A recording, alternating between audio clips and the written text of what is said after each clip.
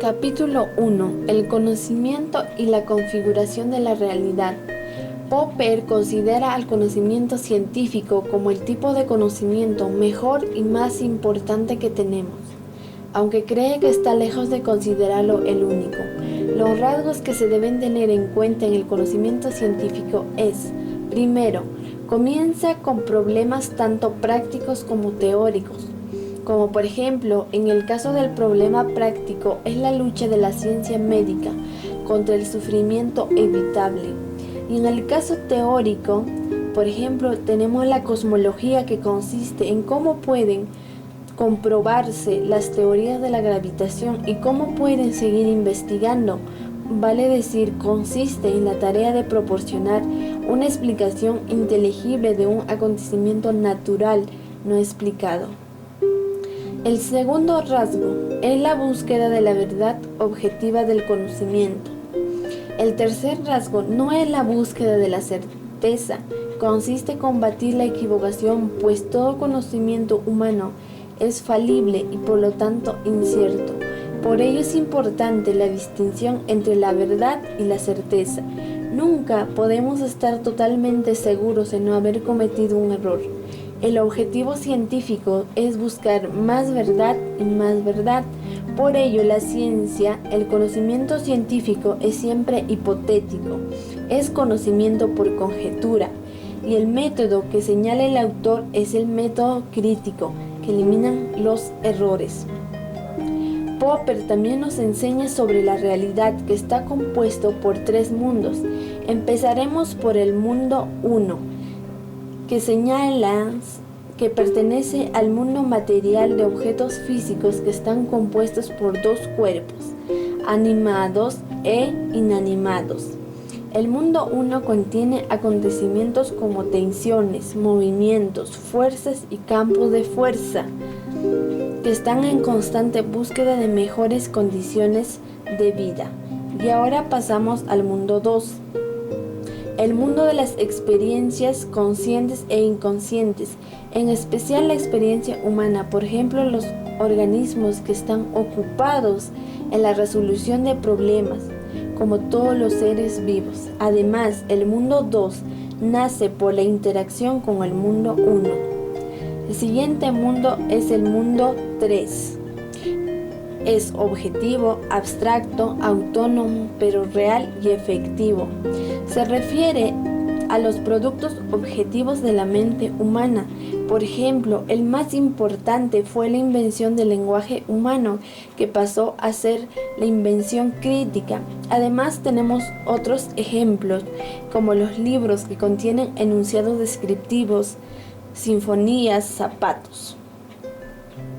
Popper también nos habla acerca de la configuración de la realidad, que es la interacción del mundo 1, el mundo 2 y el mundo 3, lo que puede considerarse como la configuración de la realidad. La interacción, que consiste en múltiples mecanismos de retroalimentación, en la cual actuamos utilizando el método de ensayo y error. La configuración de la realidad es, por tanto, labor nuestra, que como objetivos tenemos la búsqueda de un mundo mejor. Las interacciones o mecanismos de retroalimentación está influida por nuestras teorías en proceso de creación y por nuestros sueños. El mundo 3 desempeña un papel decisivo en la configuración de la realidad, en un intento por realizar el sueño perteneciente al mundo 2. El factor decisivo son los planes y descripciones, las hipótesis, los ensayos, los accidentes y las correcciones. En una frase, el método de ensayo y la eliminación de errores mediante la crítica, para contribuir a la mejora de nuestro mundo. Capítulo 2. Sobre el conocimiento y la ignorancia. Popper comienza diciéndonos lo poco que sabe y nos explica a través de la noción socrática de la ignorancia, y nos afirma: el hombre más sabio de todos es aquel que, como Sócrates, reconoce que en realidad no es sabio, cuando nos dice: sé que no sé casi nada. Según Popper, debemos seguir construyendo nuestra filosofía del conocimiento sobre la tesis de Sócrates, basándonos en nuestra falta de conocimiento y tener presente la frase de Sócrates cuando nos dice: «Conócete a ti mismo, ten presente lo poco que sabes». Popper la propone, pero modificándola radicalmente con 4 comentarios importantes.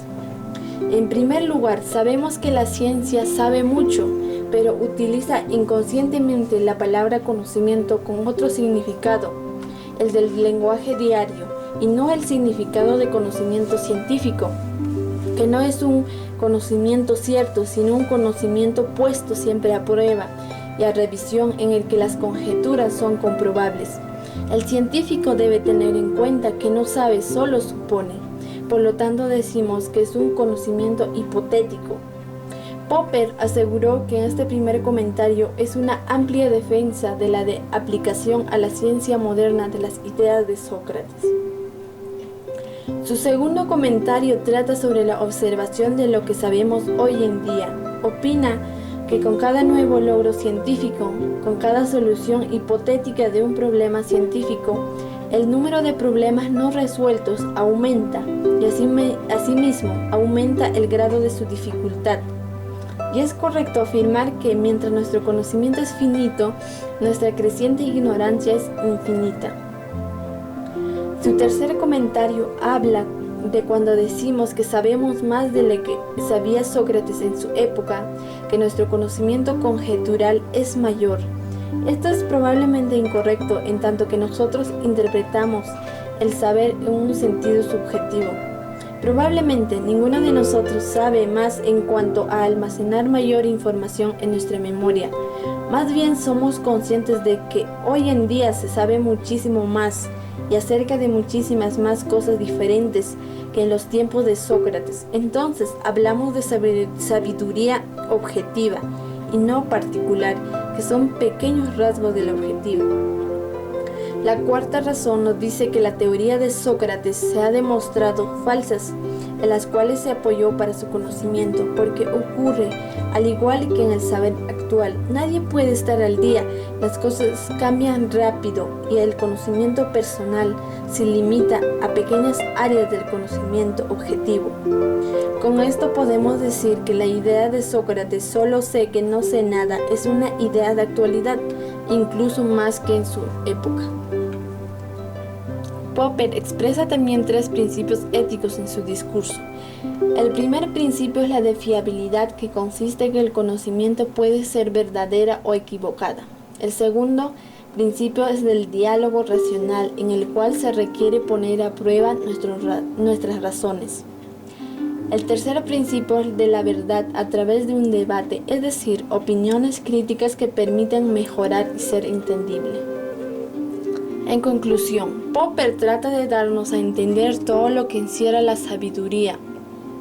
Nos señala nuestras limitaciones y por ello señala que el verdadero conocimiento es el de nuestra propia ignorancia, es decir, el saber, el ser conscientes de que sabemos nada, que ignoramos infinitas cosas, por cada una que creemos conocer. Capítulo 3. Acerca de las llamadas fuentes del conocimiento. En su disertación, Popper afirma que un líder del Círculo de Viena dice lo siguiente: si uno realiza una afirmación, también debe comprobarla, y esto significa que debe ser capaz de responder a las siguientes cuestiones: ¿cómo lo sabe? ¿Cuál es la fuente de su afirmación? ¿En qué observación se basa su afirmación? Popper con estas cuestiones está insatisfecho. La razón por la cual se siente así es porque considera una actitud autoritaria a las preguntas respecto al problema del conocimiento humano. Presupone Popper que ninguna teoría científica lo considera como definitiva, incluso el gran conocimiento de Newton, pues nuestras afirmaciones son fiables y nunca estarán al 100%. Tampoco no existe semejante autoridad de las fuentes del conocimiento, y que todas las afirmaciones conllevan a una dosis de incertidumbre, y por ello se hace la siguiente pregunta: ¿Cuáles son las mejores fuentes de nuestro conocimiento, las más fiables, las que no nos inducen al error y a las cuales podemos recurrir en caso de duda como último tribunal de apelación? Popper responde: no existe ni semejante idea ni semejantes fuentes de conocimientos infalibles, como tampoco gobernantes ideales e infalibles, y que todas las fuentes de nuestro conocimiento pueden inducirnos en ocasiones a error. Según Popper, podemos detectar y eliminar el error criticando las teorías y conjeturas de otros, incluso criticando nuestras propias teorías. Karl Popper nos da a conocer las 8 tesis. La primera tesis: no existe fuentes últimas del conocimiento. Se acepta cualquier fuente, cualquier sugerencia, siempre y cuando esté sujeta a examen crítico. La segunda tesis: las verdaderas cuestiones epistemológicas no tienen que ver realmente con las fuentes, más bien preguntarnos si esa proposición es verdadera, es decir, si concuerda con los hechos.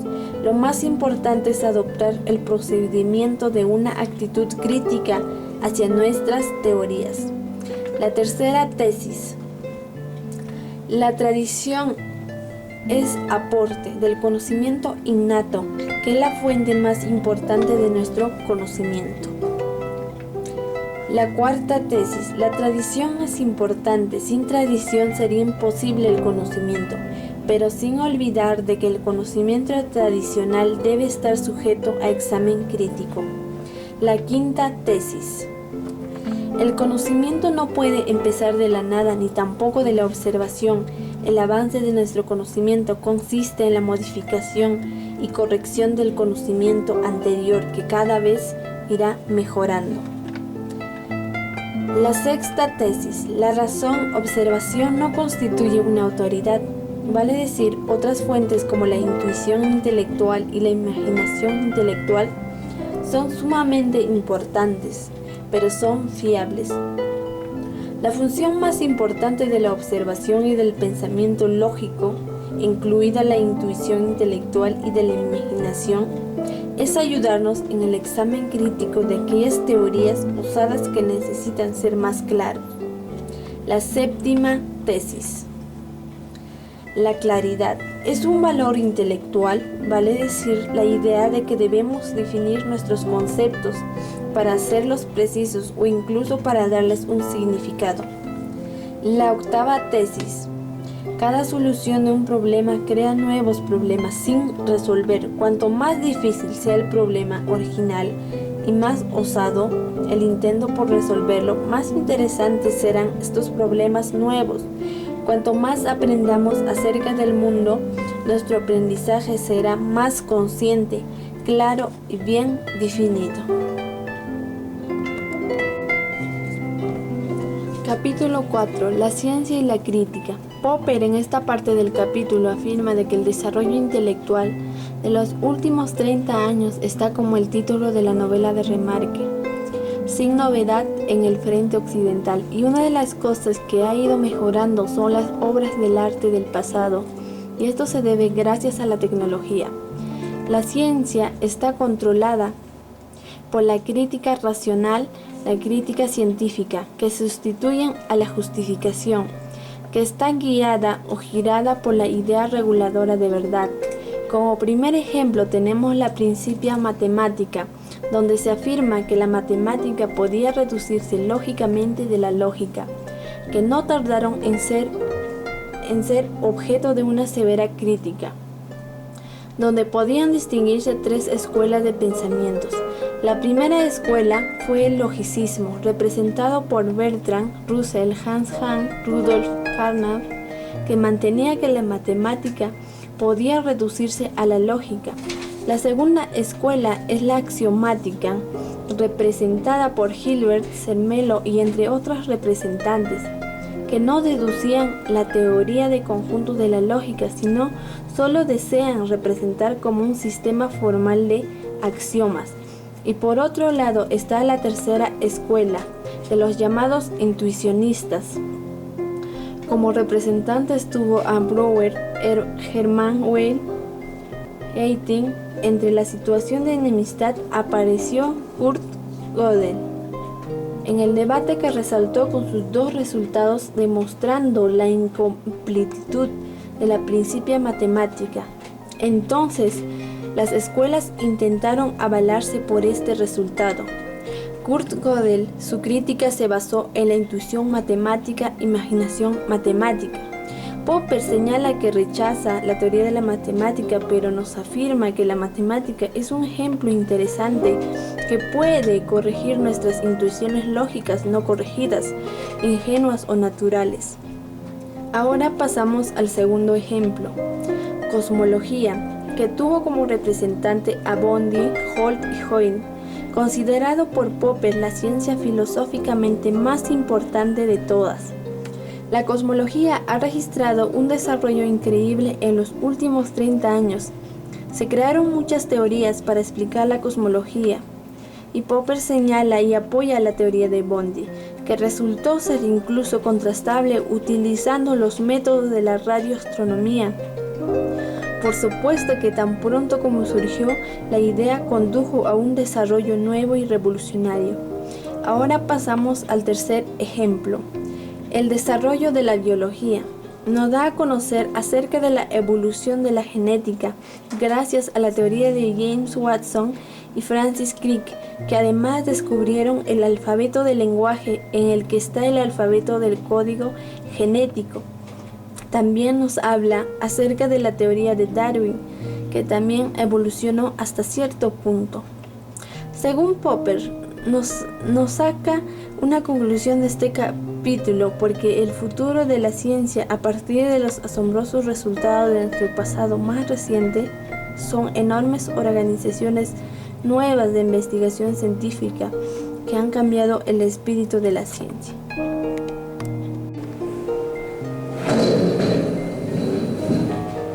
Capítulo 14. Tolerancia y responsabilidad intelectual. Aquí Popper menciona que los responsables de tantos daños a la sociedad son los intelectuales. Los acontecimientos, asesinatos en masa en nombre de una idea, de una doctrina, una teoría o una religión fueron obra nuestra, invención nuestra, de los intelectuales. El argumento en defensa de la tolerancia es recopilado de Voltaire y Xenófanes, donde Popper menciona: tercera tesis. Toda teoría del conocimiento debe demostrar la relación existente entre nuestra sabiduría y entre nuestra ignorancia. Cuarta tesis. El conocimiento no parte solo de percepciones u observaciones o de la recopilación de datos u hechos, sino que comienza a partir de problemas. Quinta tesis. Las ciencias sociales tratan problemas prácticos de la sociedad, como la pobreza, el analfabetismo, inseguridad política, entre otros. Estos problemas invitan a poder meditar, teorizar y, por lo tanto, a plantearse problemas teóricos. Sexta tesis. Aquí se menciona que el método de las ciencias sociales radica en poder ensayar posibles soluciones para los problemas de los cuales parte nuestra investigación. Si la solución propuesta es susceptible a crítica objetiva, entonces intentamos refutarla, pues toda crítica consiste en intentos de refutación. Si un ensayo de solución se refuta o es refutado por nuestra crítica, entonces se busca otro. Si resiste la crítica, lo aceptamos provisionalmente y se somete a mayor control crítico. El método de la ciencia es el de la tentativa de solución o del ensayo de solución sometido al más estricto control crítico. Séptima tesis. La tensión entre el conocimiento y la ignorancia conlleva problemas y, por consiguiente, a poder plantear los ensayos de solución. La única forma de justificación de nuestro conocimiento radica en la crítica. Octava tesis. Se sabe que antes de la Guerra Mundial la sociología se le consideraba una ciencia social teórico de carácter general y a la antropología social Se consideraba una sociología de sociedades muy específica, es decir, primitiva. En la actualidad, esta relación se ha invertido por completo, ya que la antropología social ha avanzado hasta convertirse en una ciencia especial aplicada a ciencia básica. Novena tesis. La especialidad científica no es más que un conglomerado delimitado de problemas y a su vez de ensayos de solución. Lo que realmente existen son los problemas y tradiciones científicas. Décima tesis. El triunfo de la antropología, por el cual se ha convertido en una ciencia social general, es el triunfo de un método basado en la observación, predeterminantemente descriptivo, que permite utilizar generalizaciones inductivas, pero desde el punto de vista del autor, esto se trata de una victoria pírrica, o sea, falsa. La observación objetiva no existe desde el punto de vista científico. Décima tesis. Es erróneo conjeturar que la objetividad de la ciencia depende de la objetividad del científico, y es erróneo creer que es más objetivo un científico natural que uno social. Duodécima tesis.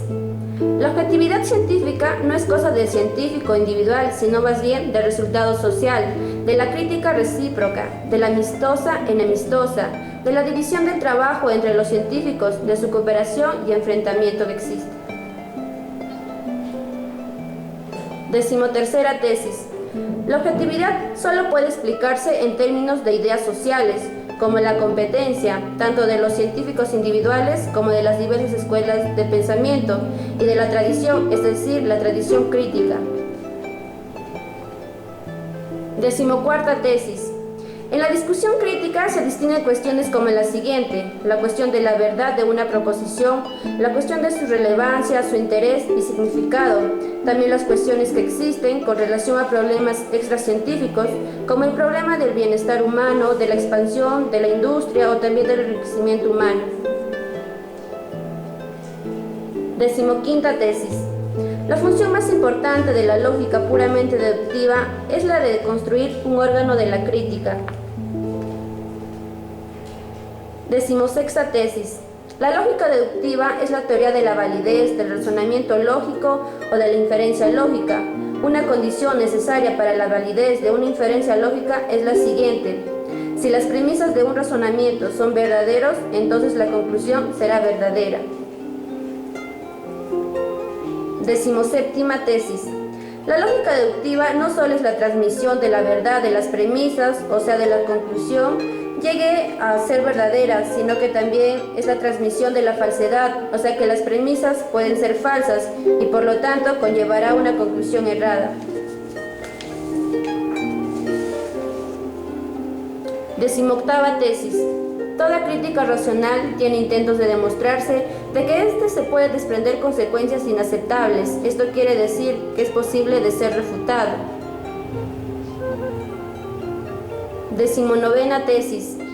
En la ciencia se trabaja con teorías, es decir, con sistemas deductivos. Por ejemplo, el sistema deductivo en un intento de solución de un problema científico, o un sistema deductivo en un intento de criticarse racionalmente por sus consecuencias.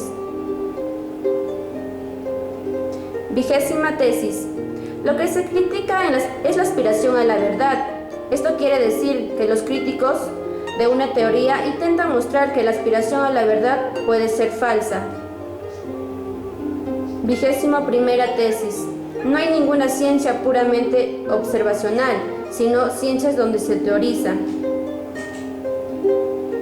Vigésimo segunda tesis.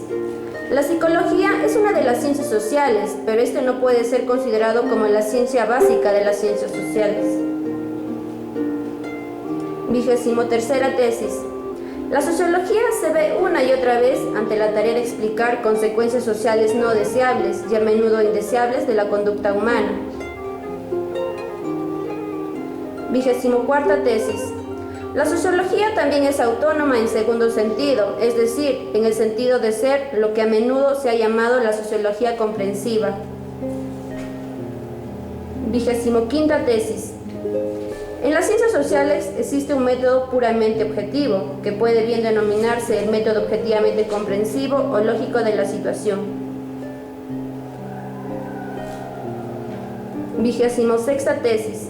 El concepto lógico de aproximación a la verdad resulta indispensable a las ciencias sociales, que utiliza el método de análisis situacional, donde este análisis es racional y empíricamente criticable y susceptible de mejoramiento. 27ª tesis. La lógica situacional parte del supuesto de un mundo físico en el que discurren nuestros actos. Capítulo 6. Contra las grandes palabras. Este capítulo es una carta donde Karl Popper menciona que antes de su publicación ofrece una entrevista a Herr Klaus Grüssner, donde se menciona que Karl Popper no estaba de acuerdo con algunos aspectos de la carta, pero se ofreció a contestar las preguntas elaboradas en esta. También nos menciona que el entrevistador publicó en varias ocasiones dicha carta sin el consentimiento de Popper. En dicha entrevista, Popper explica su simpatía que siente por el socialismo y la influencia que tuvo esta en su vida. Uno de los ideales que el autor mantiene desde su juventud hasta su vejez es lo siguiente: todo intelectual tiene una gran responsabilidad muy especial. Tiene el privilegio y la oportunidad de estudiar. A cambio, tiene que presentar a sus congéneres o a la sociedad los resultados de sus estudios lo más simple, clara y modesta que pueda. También se observa que hace duras críticas a los intelectuales, donde expresa su desacuerdo con Marx y Lenin, pero admite cómo estas personas escribieron con claridad y sencillez. Todos los escritos de Popper están dedicados al racionalismo y subjetivismo en física y otras ciencias, especialmente en las sociales, en las cuales formula los problemas, tratando siempre de resolverlos. En muchos casos el autor menciona que volvía a retomar problemas que ya había resuelto. Algunos era para fijar la solución y otros para poder identificar los nuevos problemas que surgen. La sencillez para Popper significa utilizar el lenguaje de tal modo que las palabras importen poco, que sean transparentes y dejen pasar a través de ellas las ideas sin imprimirles un rasgo peculiar.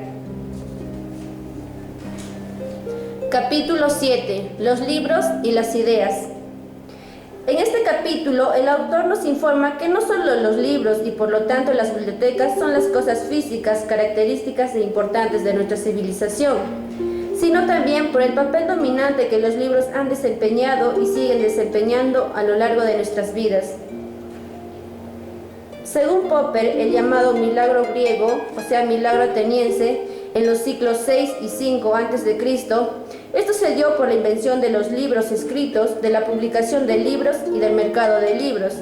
La hipótesis que plantea el autor es lo siguiente: la cultura específicamente europea comenzó con la publicación en forma de libros, de las de Homero, de donde se recopilaron sus versos y se pusieron por escrito, saliendo a la venta para el público. De esa manera surgió el primer mercado europeo del libro, influenciado por Pisastro, en ese entonces gobernador de Atenas. Todo el mundo leía a Homero, cuyas obras se convirtieron en el primer texto y la primera Biblia en Europa. Es así que Atenas se convirtió en una democracia. Posteriormente se escribieron muchos más libros. Es así que en el año de 466 a.C. se publicó la primera obra científica, la gran obra de Anaxágoras, titulada Sobre la naturaleza. Por cierto, se dice que este fue el primer libro deliberadamente escrito para publicar. Popper menciona que nuestra civilización es una civilización libresca. Su tradicionalismo y originalidad, su seriedad y sentido de la responsabilidad intelectual, su inigualada fuerza imaginativa y su creatividad, su comprensión de la libertad y su tutela de estas son activos que descansan en nuestro amor a los libros. Lo más importante es no olvidar que una civilización consiste en hombres y mujeres individuales civilizadas, en individuos que desean llevar una vida buena y civilizada. Este es el fin al que deben contribuir los libros.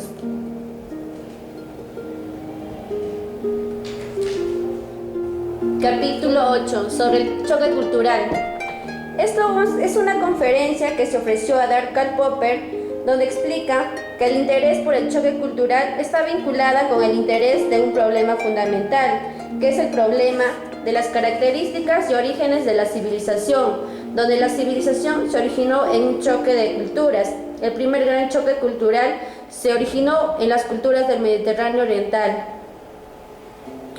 El choque cultural se refiere a una conjetura histórica. Es la conjetura de que un choque de este tipo no siempre tiene que dar lugar a sangrientas batallas y guerras de destrucción, sino que también puede ser la causa de un desarrollo fructífero y fomento de la vida. Incluso puede darse o desarrollarse una cultura única, como de la de los griegos, que luego fue asumida por los romanos cuando chocó con la suya. Después de muchos choques más, particularmente con la cultura árabe, resurgió deliberadamente durante el Renacimiento y de ese modo se convirtió en esa cultura occidental, esa civilización de Europa y América que llegaría a transformar todas las demás culturas del mundo en el curso de ulteriores choques.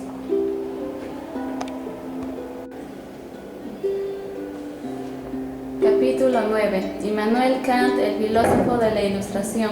Conferencia conmemorativa del 150 aniversario de la muerte de Kant. En donde Immanuel Kant siempre fue considerado un gran filósofo y un hombre bueno. Tras la muerte de Kant, el día del funeral, su féretro fue seguido por miles de personas. En otras palabras, fue enterrado como un rey, como un manifiesto de sentimiento popular. Al igual, fue considerado como maestro de los derechos del hombre, de la igualdad ante la ley, de la ciudadanía mundial, de la paz sobre la tierra, pero principalmente de la emancipación a través del conocimiento. Kant y la Ilustración. Kant creía en la Ilustración y fue su último gran defensor de la Ilustración. Kant describe a la Ilustración como la liberación del hombre de su culpable incapacidad, la imposibilidad de servirse de su propia inteligencia sin la guía de otro. Esta incapacidad es culpable porque su causa no reside en la falta de inteligencia, sino de decisión y valor para servirse por sí mismos de ella, sin la tutela de otros. Y se podría decir que el tema dominante de toda su vida fue la lucha contra la libertad espiritual. 2. La cosmología newtoniana de Kant. Su fuente de inspiración más poderosa y estimulante de Kant fue la cosmología de Copérnico y de Newton. Esto de su vida intelectual. Su primer libro, la cual era importante, se llamó Teoría del Cielo, la que trajo mayores contribuciones. Pero aún más importante fue la identificación de las nebulosas con otras vías lácteas, que son sistemas estelares lejanos semejantes al nuestro. Entonces podemos concluir que los problemas cosmológicos condujo a Kant a crear su teoría de conocimiento y su crítica de la razón pura. La crítica y el problema cosmológico. En su crítica, el problema central fue si el universo tiene o no un comienzo en el tiempo. Lo que hizo fue analizar mediante dos pruebas. La primera prueba, considerar una sucesión infinita de años, la cual debe ser tal que continúe por siempre y nunca llegue a su fin. Se arguye dentro de esto tener un conocimiento en el tiempo, puesto que en el presente había transcurrido una infinitud de años, lo que es imposible. En la segunda se da la idea de un tiempo totalmente vacío, el tiempo antes de que hubiera un mundo, en donde existen contradicciones en términos como los intervalos, por las cuales Kant concluye que el mundo no puede tener comienzo en el tiempo, y llamando a estas contradicciones antinomias. 4. Espacio y tiempo. El espacio y tiempo forma parte de nuestra constitución mental. El uso que se le puede dar es de instrumentos de observación al observar cualquier suceso, la cual permite ubicarlos inmediata e intuitivamente en un orden de espacio y tiempo. Kant llamó a esta concepción como idealismo trascendental. 5. La revolución copernicana de Kant. Kant, a través de sus teorías, concluyó los siguientes pensamientos. La ciencia newtoniana se halla confirmada por las observaciones, pero no es el resultado de estas, sino de nuestras maneras de pensar, de nuestros intentos por ordenar los datos de los sentidos, por comprenderlos y asimilarlos. Nuestras teorías se deben a nuestro intelecto, a la organización del sistema de asimilación de nuestra mente, y no a los datos del sentido. Se formuló la idea que nuestro intelecto no extrae sus leyes de la naturaleza, sino que impone sus propias leyes a ella, a la que llamó revolución copernicana. Esta idea nos quiere decir que debemos adoptar la idea de que, al asimilar nuestros datos sensoriales, les imprimimos activamente el orden y las leyes de nuestro intelecto. La doctrina de la autonomía. Aquí vemos a un Kant moralista. Kant hace al hombre legislador de la moralidad, además de legislador de la naturaleza. Con ello hace que el hombre tome su lugar tanto en el universo moral como en el universo físico. Al igual humanizó la ética, como lo hizo también con la ciencia. La ética no acepta como base la orden de una autoridad, puesto que obedecer o no una orden, aceptar o no una autoridad es siempre decisión nuestra. La ética de Kant no se limita a la afirmación de que la conciencia del hombre es su autoridad moral, sino que trata de explicarnos lo que nuestra conciencia puede exigir de nosotros.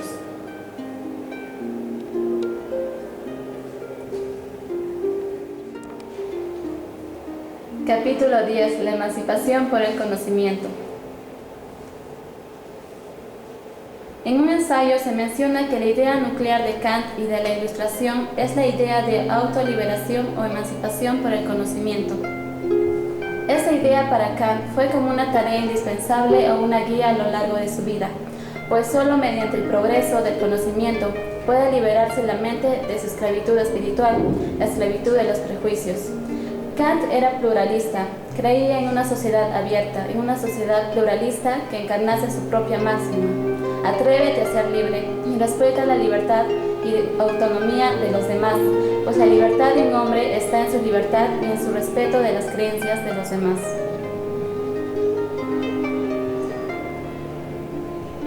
Cuando se habla de historia, se genera un conjunto de tesis. La primera se trata de que hemos de negarnos a hablar del sentido de la historia en la aceptación de algo oculto a esta o de una elección moral. La primera tesis es negativa, ya que no existe un sentido oculto en la historia. La segunda trata de que nosotros mismos que podemos intentar dar un sentido a la historia política, sentidos que sean factibles con el ser humano. Esta segunda tesis resulta ser positiva.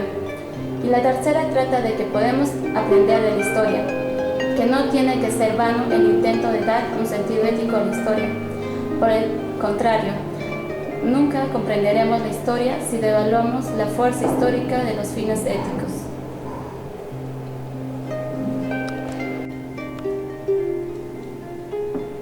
Capítulo 11. La opinión pública y los principios liberales. Ahora empezaremos con mitos relativos a la opinión pública. El mito de la opinión pública. Se dan aquí dos mitos. El mito clásico de Vox Populi Vox, que atribuye a la voz del pueblo una suerte de autoridad final y sabiduría sin límites. Pero menos mal que rara vez es unánime, porque pueden llegar a una conclusión no sensata. Los peligros de la opinión pública. La opinión pública es muy poderosa, es en una forma irresponsable de poder, peligrosa desde el punto de vista liberal, porque una propaganda equivocada de un grupo de ciudadanos puede perjudicar fácilmente a otro grupo. 3. Los principios liberales, un grupo de tesis. El Estado es un mal necesario, sus poderes no deben multiplicarse más allá de lo necesario. La diferencia entre una democracia y una tiranía es que en la primera se saca de encima al gobierno fácilmente, pero en el segundo no es posible. La democracia como tal no puede conferir beneficios al ciudadano. Somos demócratas no porque la mayoría siempre tenga razón, sino porque las tradiciones democráticas son las menos malas que conocemos. Las instituciones solas nunca son suficientes, sino que están atemperadas por las tradiciones. Una utopía liberal es un Estado racionalmente diseñado a partir de una tabula rasa sin tradiciones. Los principios del liberalismo pueden considerar principios para evaluar, modificar o cambiar las instituciones existentes. Tradición es importante a considerar es el marco moral. 4. La teoría liberal de la libre discusión.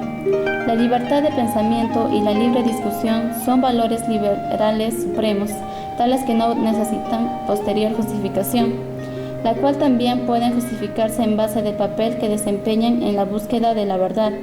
Pero no es fácil llegar a ella, porque la verdad no es manifiesta. Una búsqueda de la verdad exige imaginación, ensayo y error, y el descubrimiento gradual de nuestros prejuicios. 5. Las formas de la opinión pública. Son dos formas principales: la institucionalizada, como la prensa, los partidos políticos, las editoriales, los medios de comunicación, y la no institucionalizada, que es lo que la gente comenta en autos y otros lugares públicos. 6. Una breve lista de ejemplos políticos. El plan Joure-Laval y su derrota por el poco razonable entusiasmo moral de la opinión pública, la abdicación de Eduardo VIII, Múnich, la rendición incondicional, el caso Churchill-Downes, el hábito inglés de aceptar las situaciones de penuria sin quejarse. Capítulo 12. Una teoría objetiva de la comprensión histórica. Aquí existen variaciones sobre el tema de dualismo mente y cuerpo. Se dará la existencia de pluralismo y mundo 3, en la cual existen desviaciones monistas y pluralistas. Se generan un tercer mundo más allá de la mente y el cuerpo, y un mundo platónico, siendo un tercer mundo objetivo o autónomo de contenido lógico. En esto se darán 3 submundos: el mundo físico o de los estados físicos, el mundo de la conciencia o de los estados mentales, y el mundo de las ideas en sentido objetivo, a las cuales Kant los denominó mundo 1, mundo 2 y mundo 3. Se da también una diferencia entre dos grupos de filósofos. El primero acepta un mundo 3 autónomo, como Platón, considerándolo así sobrehumano, divino y eterno. Estos están seguros de su postura, por el hecho que podamos hablar de verdades eternas. El segundo señala que el lenguaje es un producto humano no intencionado, las cuales se basan en que las verdades eternas no pueden ser creación nuestra, así que no existen las verdades eternas, y rechazan la postulación de un mundo. Finalmente se dice del mundo 3 que realmente existe, que fue originado como el producto de las actividades humanas, y un subproducto no intencionado y no planificado de acciones humanas.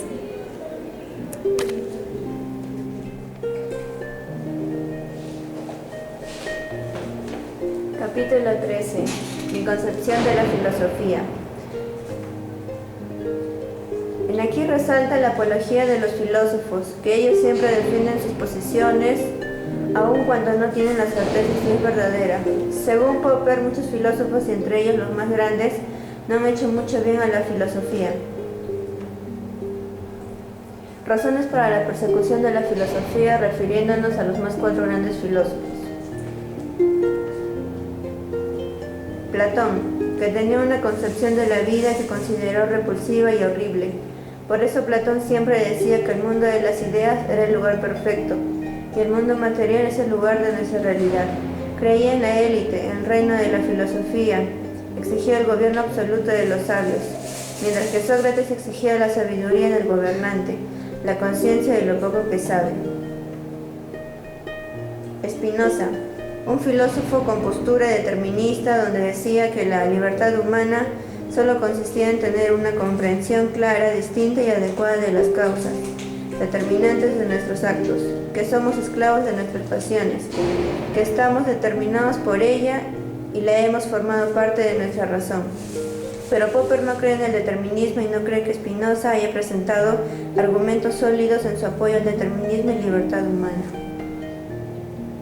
Kant, uno de los pocos pensadores admirables, intentó resolver el problema de Hume, del rechazo a la razón, y el problema del determinismo de Spinoza, pero fracasó en ambos intentos. David Hume, un filósofo cándido y razonablemente desapasionado, se vio conducido mediante una teoría psicológica desafortunada y errónea, porque le enseñó a desconfiar de su facultad de razonar, en la que dice: la razón es y debe ser la esclava de las pasiones, y nunca debe aspirar a otra función que la de servirlas y obedecerlas. Popper cree en lo opuesto a esta teoría, porque para él la única esperanza de la humanidad está en domesticar las pasiones por la limitada razonabilidad que somos capaces. La teoría del conocimiento del sentido común.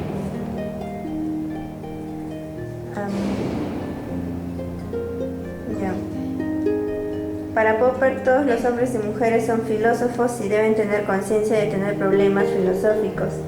Si no tienen conciencia, entonces tienen prejuicios filosóficos.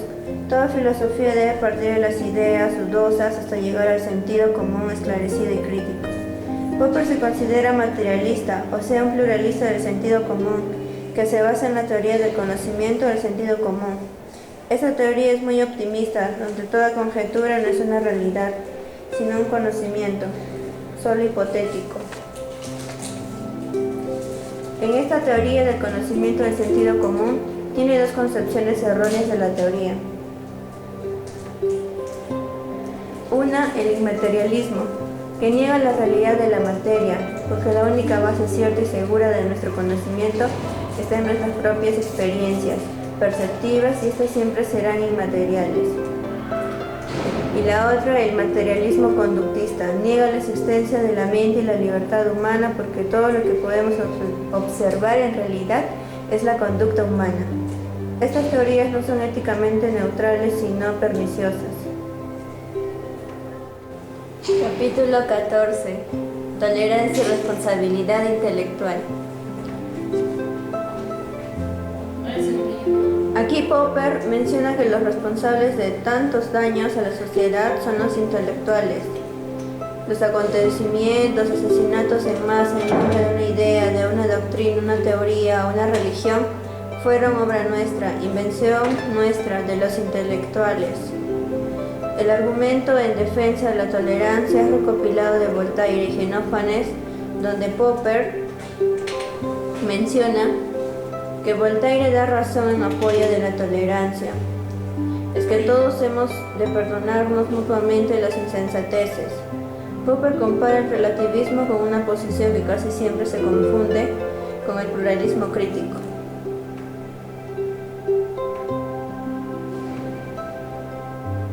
El relativismo es la posición que parte de una forma laxa de tolerancia, conduce al imperio de la violencia, según la cual puede afirmarse todo o nada, todo es verdad o bien nada.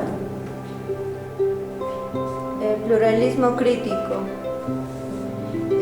es la posición que permite la competencia de todas las teorías, que consiste en la discusión racional de las teorías y en su examen crítico.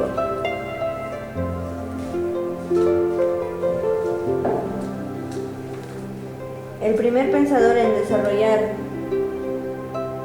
una teoría de la verdad y de vincular la idea de verdad objetiva a la idea de nuestra falibilidad humana fue el presocrático Genófanes, en donde en sus 6 versos de su teoría de la incertidumbre del conocimiento humano, donde afirma que aun cuando una persona proclama la más perfecta verdad, no puede saberlo con certeza, y como Genófanes era un indagador, consiguió mejorar muchas de sus conjeturas y más sus teorías científicas.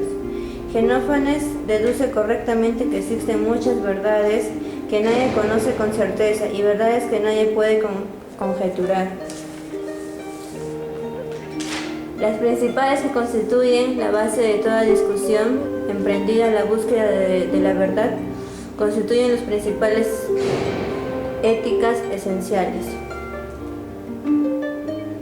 Principales éticas esenciales tenemos el principio de aproximación a la verdad. En aquí nos habla de una discusión que evita los ataques personales, puede ayudarnos a alcanzar una mejor comprensión. Tenemos el principio de falibilidad. En aquí dice, quizás yo estoy equivocado y quizás tú tienes razón, pero es fácil que ambos estemos equivocados. El principio de la discusión racional. Las razones a favor y en contra de una teoría una teoría que es definida y criticable siempre da buenos resultados. Ahora tenemos aquí los 12 principios de la nueva ética profesional.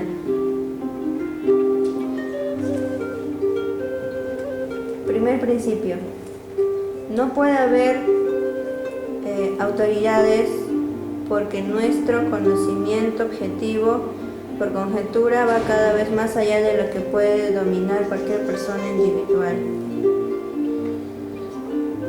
Es imposible evitar todos los errores ya que cometemos continuamente errores. Nuestro deber es evitar en lo posible los errores, pero es difícil evitarlos y que nadie lo consigue por completo.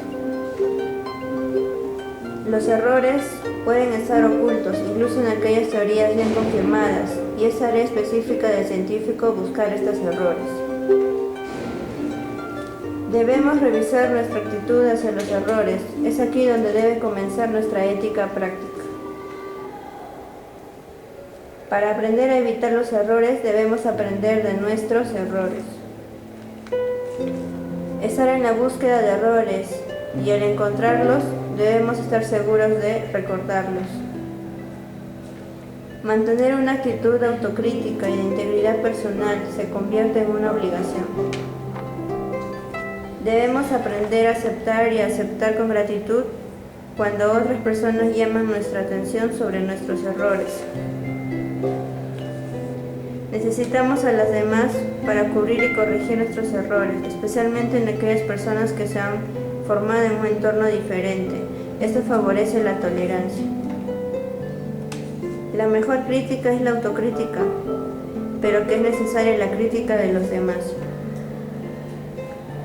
La crítica racional debe ser siempre específica, debe estar guiada por la idea de aproximación gradual a la verdad objetiva. Ahora vamos con el capítulo 15. ¿En qué cree Occidente? Para comenzar, Popper menciona que es el último rezagado de la Ilustración y se refiere a que tiene la esperanza que inspiró a Pestalozzi de que el conocimiento puede hacernos libres, de que podemos liberarnos de la servidumbre económica y espiritual mediante el conocimiento. Esto significa que es un racionalista y cree en la verdad y en la razón humana. Podemos aprender mediante la crítica, es decir, mediante la discusión racional con los demás y mediante la autocrítica que podemos aprender de nuestros errores, ya que el verdadero racionalista no cree que nadie tenga monopolio de la sabiduría, sino más bien que juntos lleguemos más cerca de la verdad objetiva. Ya hemos visto la posición de Popper. Ahora, de acuerdo con el capítulo ¿En qué cree Occidente?, podemos sacar algunas características. Odian el despotismo, la represión y la fuerza, y todos creemos en la necesidad de combatirlo. Están en contra de la guerra y en contra del chantaje. Todos creen en la libertad y que solo la libertad hace la vida digna. Aquí tenemos unas principales causas que muestran claramente en qué cree Occidente.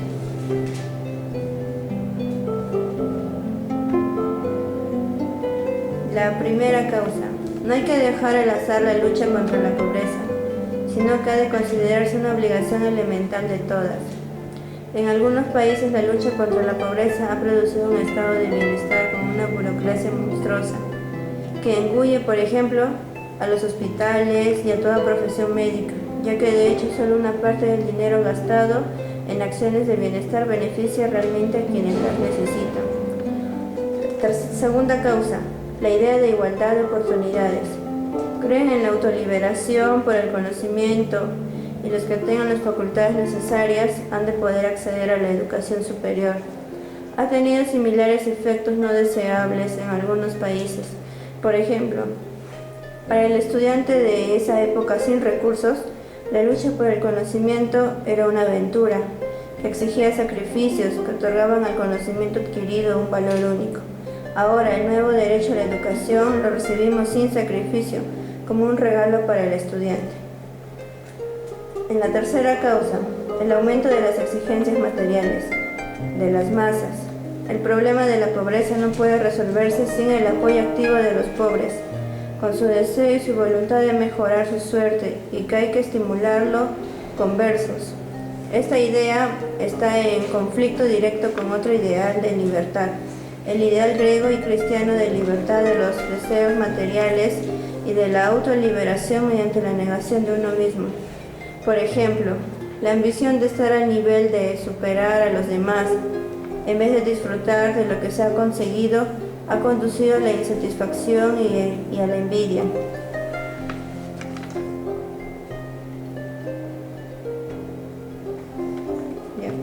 Entonces Popper dice que solo existen dos tipos de gobierno: la democracia y la dictadura.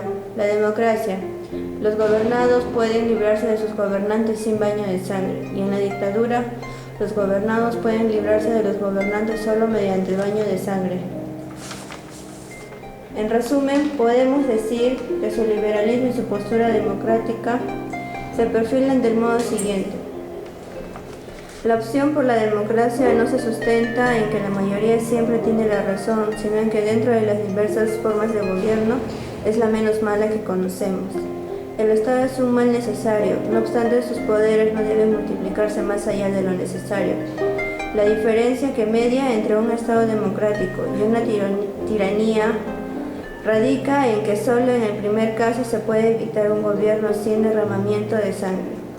La democracia no suministra más que un armazón dentro del cual los ciudadanos pueden actuar de una manera organizada y coherente. Los principios del liberalismo pueden ser considerados como principios para evaluar, y es necesario para reformar las instituciones sociales existentes. La democracia está relacionada con el marco moral de una sociedad. Este marco moral expresa el sentido tradicional de justicia o equidad de una sociedad. Nada más peligroso que la destrucción de este marco tradicional. Su destrucción conduce al desprecio y la disolución de todos los valores humanos.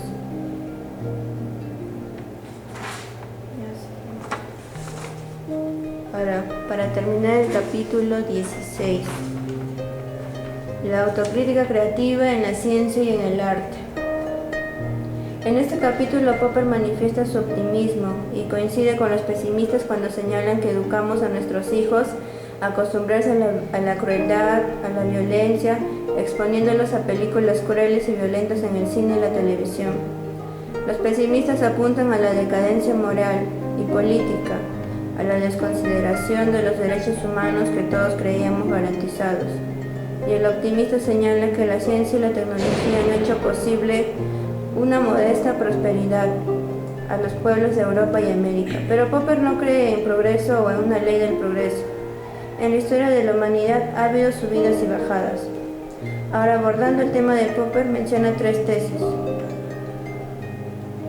Primera tesis: la poesía y la ciencia tienen el mismo origen. La ciencia surge a partir del mito, bajo el desafío de la crítica racional, una forma de crítica inspirada en la idea de verdad, por la búsqueda de la verdad y por la esperanza de alcanzarla.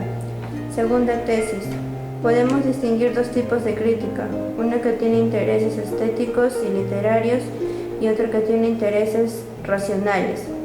El primero, que es intereses estéticos y literarios, lleva del mito a la poesía, donde evalúa la belleza del lenguaje, la energía del ritmo, el brillo y expresión de las imágenes, la tensión dramática y su fuerza persuasiva.